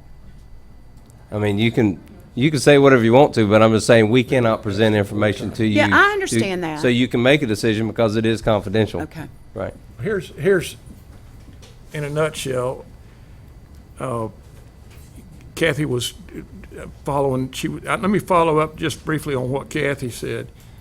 There is research that goes either way, and the best research that I liked as a principal was the early in the morning, but I never could really accommodate that because of bus transportation and in some of the places. So you're right, there's good research on that. The other would be, I'm not certain that this is something that administration can arbitrarily do if it comes to the board.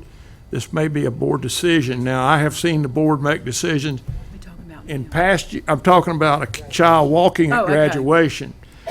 We had a guidance counselor years ago, and I'm not going to call any names, commit suicide over the board allowing a child to walk at graduation. And I'm just telling you, I still feel like this is a board decision, and I'd like to hear from the attorney on whether we can allow this person, even if they've reached the age of 18.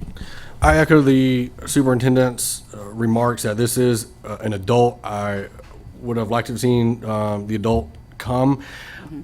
Obviously, for confidentiality purposes, we have an obligation to keep private those matters that are concerned to that family. I am not aware of any statute that would prevent the student from walking based on the information I've heard so far. So as my obligation to the board is, it's difficult at this 11th hour to make a decision with all of the facts on the table. We don't have, the board does not have all the facts, I do not have all the facts. The administration knows a lot more than we do to be able to make a reasoned decision. Having said that, if it's the board's desire to take up a vote, I think you are within your legal right to do that. I do, however, worry about what type of precedent we're setting because we don't know the facts. And later when all the facts are out and we have still voted a particular way or another, that does have some precedential effect for how things will be handled in the future. So it's a tough call. I think you are within your right to have a vote if you so chose to do that. But there are consequences to that. Mr. Douglas, I hate to disagree with you, but I used to do a gym pageant all the time. I just don't think it's the board's job. Now, I'm the one elbowing my way in all the time. It's the board's job. It's the board's job to handle money. This is administration.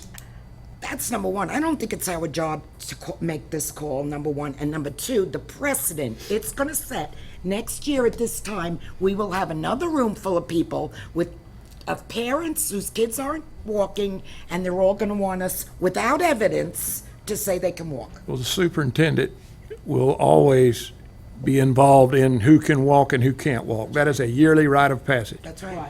And this is not a precedent. It's just been a long time since it's been done. It is such a slap in the face of a school person who has recommended it sometimes, that it has resulted in one of our counselors many years ago committing suicide, and it was a horrible thing. Now, I'm not going to go into any detail on that, but I would urge, if we're not going to take a vote to allow this to occur, I would urge that the superintendent meet with whoever he needs to meet with, and as rapidly as possible, come up with a Yes. solution. I agree. And I feel the same way. A firm decision. Yeah. I would also add that I'm not aware of any legal effect of walking across a stage for graduation. It is a ceremonial event for parents and family to be able to It's a mark the privilege, end not a right. of a career, K through 12, and she won't get it back. There's one graduation with her It's- classmates. it is a privilege. So a lot rides on what happens between now and Thursday.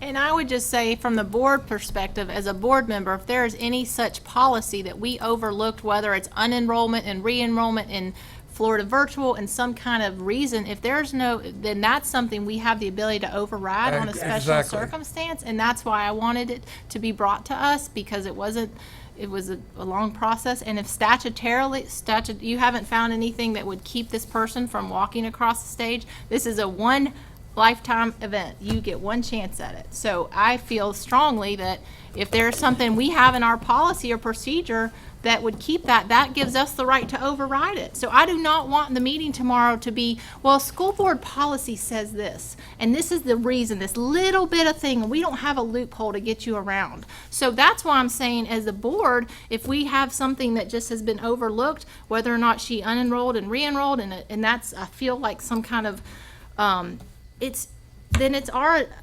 opportunity I to agree. make it right. And I also would ask the superintendent and the administrators to be kind. That's all. From the board, we're asking, be kind, that's all, maybe, whatever. But Let me just, is it a disciplinary issue? I would not feel comfortable for the Okay. administration to right. make any I just- representations. Yeah, they could be privy to things that we're not. And- Right. And this situation that I talked of years ago was a situation like this. It came right down to the wire the night of graduation, and it resulted in a horrible situation. So I hope that the superintendent can find a way to resolve this in a good manner. Well, I'm going to ask that the student who is an adult contact my office as soon as possible, and we will go from there. yeah, the mom's still here. Do we need any follow-up? Does she want to speak again? And could you, after the, Do you want to y'all speak, have meet, Sandy? would you please let us know what's going on? Thank you. Sandy wants to say something else, I think. Can you come up here and talk? Well, No, this is valuable. This is your Children are daughter. valuable. And if she's a parent or the guardian listed, is that not the right? You don't have like rights to your. not when they're 18. when When they're 18. Okay, gotcha. When I came here today, I was not aware that she needed to be 18 or her butt would be here. She would have been here. It was a choice that she made because she was told no and no and no and no and no. And so she just didn't want to put herself through another no. So, and I as a teacher feel very strongly about that as well for other students. And I don't think you're going to have a room full of people at the last minute because I think there was something that happened, a breakdown in communication that occurred. And she has been a Crescent City Raider her entire life. And that's what I want her to be. And she does not have any discipline problems. She never had a referral. And I have no problem with anyone saying anything about her out loud, even though it's confidential. I have no problem. I have nothing to hide. Thank you again. Thank you. Is she allowed to come to the meeting tomorrow? With the daughter's permission, I would Yeah. think. Correct, yeah. Okay. Yep. I didn't want to. Okay. We'll move on now to the consent agenda. Madam Chair, I'd like to pull item D3 Sandy, we're for going. removal from the agenda. Thank you. not for separate consideration, Right. but it has been removed. Okay, do we have to vote on that? Yeah, we're changing, I'd like to make a motion that we remove and eliminate item number D3 from the agenda, since none of us are going to the Tampa conference. Second. All in favor? Aye. Opposed? Okay. Motion has passed. Okay, I have nothing else to pull. Okay, Ms. Cummings? G10. Mr. Buckles? No, ma'am. Oh, I'm going to that, okay. Ms. Gilliard. I am good. Mrs. Odom took care of mine in the workshop. Right, and she You took care of all my answered mine. questions Yes. as well. So, I make a motion to approve the consent agenda minus G10. Second. all in favor? Aye. Opposed? Motion passes. Okay. I think we have Ms. France. Yeah, actually, I just talked to the board attorney, and I would ask why, because I asked him if he was given the opportunity to do this training, and he was not asked to do it. And I know that we did have a training very similar about 2 years ago, so I wanted to ask you why you felt it was so necessary to spend such an exuberant amount of money when we didn't ask our own board attorney to do this training. It is $3,900 for a 6-hour training. Okay. Ms. France, could you address that, please, since I know you had contact? Exuberant or exorbitant? Actually, this is one that Helen did before she left. And this is the person that we've used previously. You are right, Mrs. Cummings. We've used Mr. Fiedleholtz before to do social media and liability training. He had, I think it was probably 2 years ago that he did one for everyone. We do an administrative kind of boot camp of training. This year, it's going to be the first full week of June, where we set up trainings that we want the administrators to have. And this was one that the superintendent wanted us to focus on as well. And so we had contacted him to come back in. He is an expert at this. I know that at FSBA, on several occasions, I've attended sessions on this that were fairly comprehensive and only took an hour. Yeah. I've done 2 or 3 also. Yeah, Every time we have a session, we usually get an opportunity. So Right. He's the best. I would just ask that we would reconsider and ask our board attorney to maybe offer that, since it was just two years ago.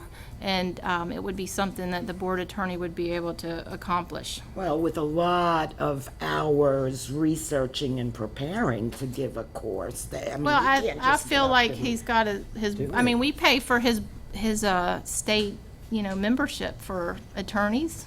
So I feel that they have the resources, just as FSBA has the resources to do it. They offer it to us twice a year. There's probably a PowerPoint up there. Yeah. So, And is there any current litigation that, or a reason why it has to be done again in 2 years? Is there some kind of precedence to why we feel this training is, I would like to see the money spent on reading and writing and arithmetic. Well, I would. But that's, oh, unless Sandy there's wants to some say kind of something. reason that I don't, it's a, $3,900. for 6 hours, that's $650 an hour plus travel. Ooh, I need to be in that job. Sandy, your turn. So I don't care what he's doing. Okay, I feel fairly well that Charlie can handle this, of course, because I taught him everything he knows. In 5th grade at Kelly Smith. Then I know he's But prepared. what I'm saying is June 6th.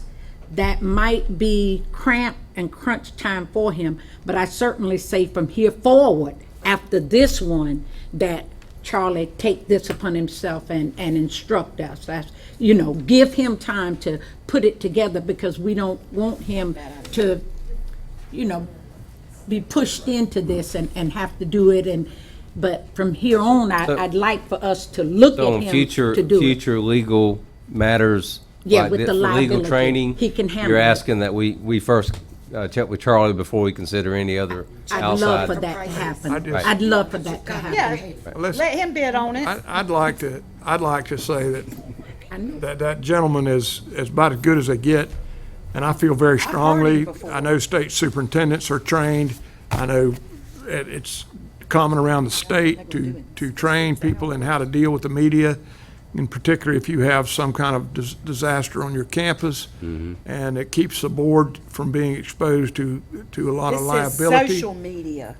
social media as It's well. partly It's part social, of but it also has to do with when you are interviewed by the news, how you handle They yourself. film you I've and been they, in the they ask you training, so questions. it is. So- But I know he can do it, given the time. But And you so wanna- that's why I said, definitely, after this session, we consider Charlie to do our. We consider Charlie, however, that's not part of his contract. Right. So Right. you're paying an hourly fee for him to prepare and then give. Right. So, He may not even want to do it. exactly. and he Right, may not right, even that's what want I'm it. saying, we give him the But opportunity. we can at least consider and talk to him June 6th for is future just too reference close. after this. Yeah, he's not. Yes. If you're okay with this training, then I'd like to make a motion that we approve this training. Second.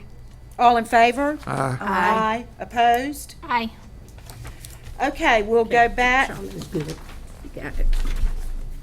to our regular agenda. Nothing else was pulled. Emergency. So have we already voted on all Yes. the other ones? Emergency. Okay, now we're going into emergency session. We have several items on there, if I can find that. Just one? One item, Oh, I thought you sent us two. Armstrong Roofing. No, once the agenda. Oh, it's all one thing. Okay, this is emergency item, contract with Armstrong Roofing Incorporated for Palatka High School. Justification explanation presented as an emergency item as work needs to begin as soon as possible. I make a motion, Madam Chairman, that we approve this contract. Second. All in favor? Aye. Aye. Opposed?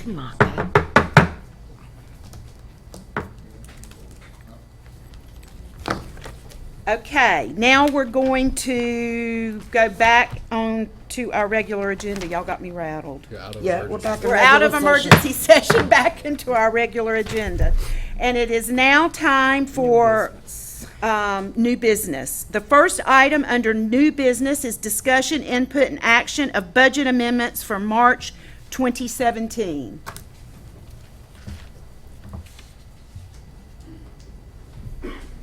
Hello. Hey, Rhonda. It's like we just saw you. Yes, you did. These are the budget amendments for March of 2017. And the general fund, we had an increase of revenue of $199,806.53. 13,377 of that were the two charter schools capital outlay transferred in to appropriate and give to the charter schools. We received a check from State Farm Insurance for bus accident loss recovery, $1,604.53. We received $200 for a facilities rental from Melrose Elementary School and appropriated that money back to the school. And we received the appropriation of school recognition funds of $184,625. There was no change in fund balance of the general fund. In the capital projects funds, we had that same $13,377 brought into the capital projects fund that we then had to transfer to general to pay the charter schools. School food service, there was no change in revenue or fund balance, just various budget changes as the school food service funds needed to change to different objects to spend. In the special revenue fund, we had an increase of $515,300.63. One item was a roll forward for Title I, Part A Basic of $95,291.63, and there was a budget increase in the school improvement grant of $420,009. In the internal service funds, which is NEFAC and group insurance, there was no change in revenue or fund balance, but several amendments were done in various objects as the NEFAC funds needed to change objects to make purchases. Any questions? That was a lot of information. Thank you, Rob. I tried to do it Rhonda. fast. Thank you so much, Rhonda. Thank you. What you do is amazing. Next item up for discussion. Oh, I gosh. make a motion, we approve. Second. All in favor? Aye. Opposed? Motion passes. The second item is discussion, input, and action on agreement with Florida Power and Light Energy Services Incorporated. I'm going to ask Mr. Bowen to speak to that if you have questions. He's met with them. Right, and so FPL has already been here and they've done the workshop. I think this was where it is on the agenda, not on the consent agenda, but up for discussion because you guys wanted to actually have the board attorney take a look at the contract. I'm assuming that. And we did. that is- We looked at it and made some suggested amendments, and those were reviewed by FP&L and approved, and we have come to terms on an agreement that everyone is happy with, so it is good to go. Madam The Chair, I board is make good a to go. motion that we approve. Second. All in favor? Aye. Opposed? Motion passes. Yay. We're so excited about this. Yes. Okay, we're on to our board member reports, and I'm going to start this week with Ms. Gilliard down to my left. Okay, I'll start with middle school, 8th grade honors. They had a very beautiful program. The students were well behaved. That was the day after they had the heat exhaustion, where 12 of the students were transported to Putnam Community Hospital. It was a field day activity. I was fortunate enough to be there. I serve as one of the chaplains at Putnam Community Hospital. And so I went in and put eye on every one of the students, and Putnam Community Medical Center is to be commended. The CEO was actually there in the emergency room hallways, in the triage, working with our children, and the nurses, and even the ones that were hollering because they were putting in an IV to get them situated. And so I want to commend Miss Wesley, Miss Morris, and Miss Missick. These were staff members from Miller Middle. They were there. They had telephone numbers. Even the hospital set up a little station for them to actually start calling parents and making sure that the parents knew that their children were there and that they were fine. One parent showed up that was a paramedic. He just happened to be taking his daughter some shoes to run in, and he immediately jumped in and started assisting. So they're just to be commended how they handled things. Then yesterday, I witnessed Miss Nikki Hawthorne and Miss Wendy Mason run a meeting for us to get ready to start our summer feeding, and they are to be commended for an excellent job. She said last summer they fed over 36, they served over 36,000 meals with volunteers all over. And so this year, my church is serving. We're out of the hot sun. We used to be at Hank Ryan Park, but thank God we're now in a place where it's cool. And then I'm going quickly. Kudos to QI Roberts inaugural graduation, their first class, their charter members. I mean, it was just beautiful. It was beautiful. The young people, it just does your heart proud. Anytime you can see young people excelling, just like they were at the Korean technical superstars, these are our proud moments when our children show us that they get it and they appreciate what they've done, because you should have seen them come across. We had one, I guess he had been on the football team. When the other team scores, you have to do push-ups. He jumped down and did a couple of push-ups there. But it's all good, because it's in good taste. At least we're not at a detention center somewhere looking at them. They are doing something worthwhile. And kudos to Central Putnam Ministerial Association for their baccalaureate service. This was open to all of the students. I did see one student there from Interlochen High, and I didn't see one from Crescent City, but we had Palaca, we had Edge, and because they're all our children, and it was just great. So to Mrs. Piazza Woods, Mrs. Baggs, and to their staff, they are to be commended for a job well done. And that's it. Don't look at me.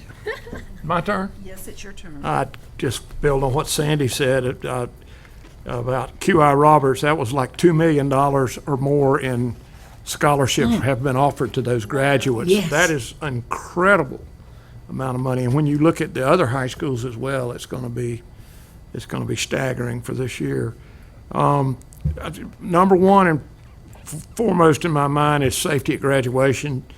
Never fails that in the last few days or in the week to follow, we lose a child in some type of horrible thing, and I would like to urge everyone to pray to all the parents can keep their kids grounded and know that they're going to be doing the right things.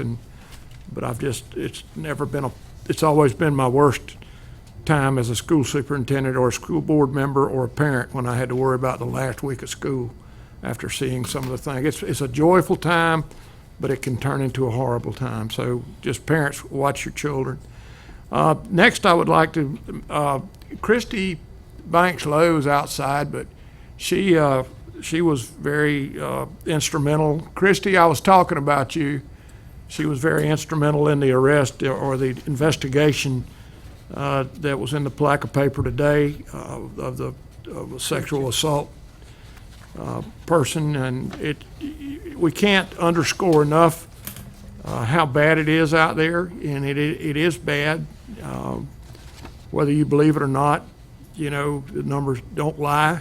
We've got some horrible problems everywhere, not just Putnam County, but we've got our share of sexual predators and molesters and people who try to solicit children. So the superintendent's been talking with the sheriff's office about how we can, you know, do things better around bus stops and maybe up some patrols, and I'm very pleased to hear that. And that's first and foremost one of our biggest problems is those unattended hours when those kids are in the neighborhood or after school or before school. So just wanted to throw that out there. And the administrative training we spoke about a while ago, I don't know that you can possibly train your administrators enough, because their job is routine chaos. Every day one thing occurs and then you got to wait on the next thing to occur, and it's just continual. You can't just concentrate on doing your job. You got to put out fires and everything else that comes up that have absolutely nothing to do with teaching and reading, writing, and arithmetic. So with that, I'll pass it on to Ms. Cummings. Okay, I do, again, I wanted to commend, I went to the hospital when those children, and it was it was just done really well, and I appreciate all the energy given to those students that were scared. They were just scared, and I appreciate Mr. Weaver going out to investigate and make sure that everything was done correctly, and thank you, Dr. Cernsey, because those are scary things. As a parent, as a board member, when you hear things, you just immediately think, what could have happened? But I appreciate those kind of proactive, we try so hard to be proactive, and then you're reactive because you don't expect things like that to happen, but I think we all learn and experience as we go. Of course, graduation, praying for no rain this week, and good times with that. And as we prepare for next school year, I know there's been some discussion again, and I really would like the board attorney and the superintendent maybe to make a report on the Campbell building. I know we've had some discussion, and also the agreement, the MOU that was St. Johns County, and moving forward with that, with the vocational. I just feel like we need, before you know it, school's going to start again, and those are two things that keep weighing on my head as far as, you know, unresolved legal issues. So I do appreciate. I was going to ask Madam Chairman if I could speak real quick to that. Oh, it was your turn. Okay, I won't if you won't let me, but I mean, I said of course. So it has become obvious that the state funding from the workforce development, that the state's not going to send our share to Putnam County, and that St. Johns County will get it again. And I think that's around $400,000, you know, but I think we're going to, I know the superintendent's already planning and working toward trying to upgrade our options with First Coast Tech, and I spoke with him about it because I followed it out of Tallahassee, and it won't change this year, so maybe in the future it will, but this is a wake-up call to St. Johns County. We want them to do a really good job, and if they can show us what we want to see, then I'll be real optimistic about that. And the last thing was the GP initiative, the industrial. We keep hearing about that. I would love to have another, if that's going to happen next school year, if Ms. Huff could make a presentation, because that is exciting. I talk to parents every day that need opportunities, alternative. They're not all college ready. They're not all college motivated. So what do we have to offer our kids? So I really feel like my personal goal this year is going to be focusing on that vocational and what can move along these students who have different paths for their future rather than just college. So We can ask Ms. Huff to present at the next meeting. If that'd that's be good. great. I appreciate it. Thank you. Yeah. Thank you, Ms. Huff, for volunteering. Along those lines, Nikki, I went to a Palatka High School STEM presentation, and it was with GP. They judged, And these high school kids made this machine thing that really works. I didn't have a clue, but it was just amazing. It was really, really, really amazing. I was so impressed, just amazing. partnership with GP. And they're in partnership with GP. GP funded it, and it was tens of thousands of dollars for the parts for this thing that's actually going to work in GP's Yeah, plant. they're gonna use it at the plant. Wow. It's just amazing. IHS has its own baccalaureate, and I know this was supposed to be county-wide, but you know we fill up a church. We always have 30, 40, 50, Mr. Bowling knows too, 60 kids at our baccalaureate. So we did again this year, and it was very, very nice. I went to the IHS scholarship morning. Wow, how many scholarships are given out, and by local people. Every year it seems like there's another little scholarship given out by this West Putnam group or this family or that family, and it just keeps going on and going on. And last but not least, I was invited by one of our wonderful bus drivers to go on a bus ride. And I actually met her at the bus compound. First we picked up middle school kids who were so well behaved, I could not believe it. I'm telling you, the students, and then we did a busload of elementary school kids, and it was the same thing. I was thinking, these kids, it's gonna drive me crazy. It didn't, the bus drove me crazy. It's loud, it's noisy, it had no air. 103 degrees on the bus that day with no air. I know. Not good. But it was an amazing experience. This bus driver said she has invited numerous times superintendents, not you, but others, and board members, and I'm the first one that ever did it. So I'm inviting you other board members to go on a bus I'll go on a ride. bus. You just may learn something. And But you gotta tell them, because if you try to get on their bus, they're like, we don't know you. Oh, no, she invited me. I She know, asked but me. that's good. They're safe. They do not mess around. Yeah. If they don't know you, you better I've just. been on Right, lots well, of bus sure. trips. I have not been on that one though. Okay, and glad that's, you did them. I'm very excited about this board and this superintendent and what we're doing. I'm more optimistic and good excited than I've ever been as a board member in my 12 years of service. So let's just keep it up, everybody. Your administration is great too. Everybody's just pulling together for the right things. I'm very, very, very happy and optimistic. Okay, it's my turn, and I want y'all to be quiet, please. The school teacher's coming out in me. I thought you were a counselor. I was the counselor too. I don't remember you teaching much. As they've all said, the last couple of weeks have been the culmination of a lot of hard work, and not just by our students, but by our teachers as well. I've been able to witness this by going to all the awards ceremonies. There's so many of them, we can't attend all of them because on some nights there are 3 or 4, and we can only be in one place at one time. But I have witnessed many award ceremonies and graduations, and all of them have been so special. But to me, the one that's always the most special is the one at E.H. Miller. And I was lucky enough to attend that today. And again, there wasn't a dry eye in the place, and it was just a beautiful thing. And I would like to commend the principal, Mary Beth Hedstrom, and the assistant principal, Jane Ford, for the wonderful job that they did and do at that school.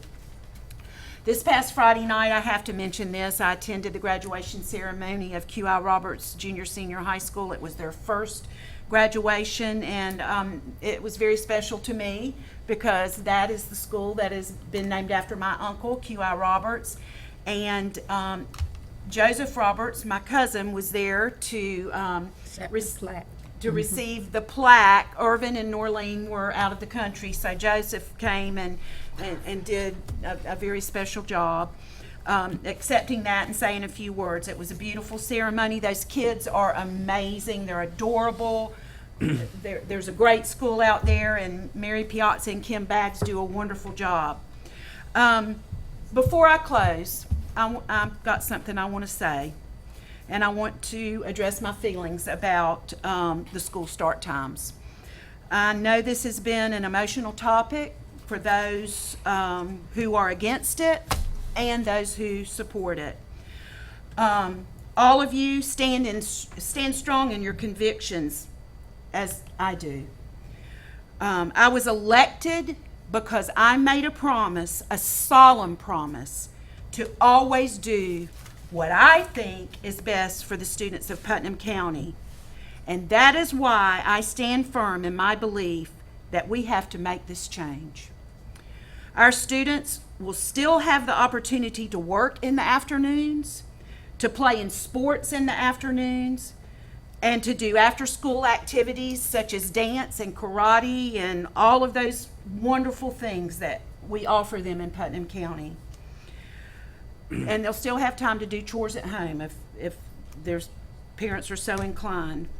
Our younger students will be provided with opportunities for after-school care. It can work, and it will work. How do I know? I know because I trust our principals and our administrators, and I know because I have spoken by phone and in person to many parents, school employees, and school board members in other counties whose parents had the same concerns as many of you do. And it has worked, and it has worked well. And they have seen grades increase, standardized test scores increase, discipline problems and absenteeism have decreased. And those with whom I spoke said if they had anything to do with it, they would never go back to the old schedule. We must continue to find ways for all of our students to be successful, and it is my heartfelt belief that this is one of the many things this administration has done to move us in the right direction. Mr. Board Attorney, it is your turn. Thank you. Things have been busy in the legal department. I will try to get an answer for the board just as soon as possible on the procedural matter regarding the last board agenda. And I think it's a good recommendation from Board Member Jorgensen to bring this before the board in a special meeting just as soon as possible for the sake of the district, the administration, the other constituents who this all affects, and have a resolution as quickly as we can. And on a lighter note, I want to congratulate our board attorney for the birth of two twins. Thank you. Two twins. Set of twins. That's, Yeah, there you go. Two twins would be four, so Yeah, that'd be redundant. yeah, that'd be history He making. wouldn't be Not here. in one shot. We'd never see him again. I talked to the board attorney's dad, and he talks about his son always liking, getting a bargain deal, so, Yeah. 2 for 1. That's right. Yeah. Want to read a little comment, in response to all the change in school times and our after-school programs that we've been looking into. We are actually applying or intend to apply for 21st Century Grant. And we've had before, but the focus of this grant will be on STEM. And we want to welcome any input from you or our public in the process of writing this grant. So if you would contact Dr. Coleman, she's actually in charge of writing that grant. And of course, you can dial 329-0527 is her number, and she would welcome any kind of input at all as she's writing that grant. I also want to point out, a couple weeks ago, I met with the board for Master Board Training in Gainesville for a couple days, and had some pretty good discussions. Talked about, how to listen and how to, have good conversation, respect each other's differences, and so on. But I think the biggest thing I got out of that were we identified some common core values that we all hold together, and we talked about maybe making those visible in this room. Yeah, right by That's the something we can work on. But the good thing about that, when we make decisions, or when you make decisions, we always need to look at what are those core values, those things that we hold to be true and we share. So I thought that was a real good experience. Also, I have invited representatives from the Superintendent's Association to visit our district first week of June. And we've had this plan for some time, but they're actually going to come in, some former superintendents and some other distinguished people, and actually do some analysis on 4 of our departments. Not that anything's wrong, we're actually trying to find out what are some ways we can improve. So I think it'll be very valuable information. And really, they're our largest departments: finance, staff services, IT, and transportation. And we're looking for some valuable information. And we get that service free of charge. So we're going to take advantage of that. And we'll report back to you at a later meeting. Look forward to that. Yep. So with that, I know many of us have a graduation ceremony to get to tonight, and weather permitting. So thank you. Okay, that's it. James, Meeting is adjourned. because James A. Long.